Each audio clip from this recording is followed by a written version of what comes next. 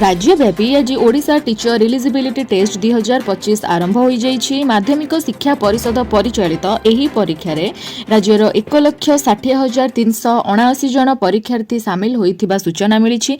परीक्षा रे उभय इन सर्विस और आशायी शिक्षक शिक्षयित्री अछंती बोली जणा पड़िछि। राज्यर विभिन्न प्राथमिक विद्यालय रे कार्यरत 22,979 जन शिक्षक शिक्षयित्री मध्य एही परीक्षा रे सामिल होइछंती।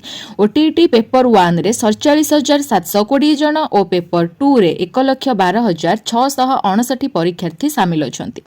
मोट 452 परीक्षा केन्द्र रे एही परीक्षा करा जाउथिबा माध्यमिक शिक्षा परिषद बोर्ड पक्षरु सूचना दिया जाइछि। प्रथम पेपर सकाळ 9टा रु पूर्वाह्न 11टा पर्यंत हेबो एवं पेपर 2 अपराह्न 1:30 रु 4टा जाय जारी रहइबो बोली बोर्ड पक्षरु कहा जाइछि। समस्त परीक्षा केन्द्र रे सीसीटीवी कैमेरार व्यवस्था करा जाइछि। बोर्ड कार्यालय कमांड कंट्रोल रूम रु समस्त परीक्षा केन्द्र नियंत्रणर व्यवस्था मध्य होइछि।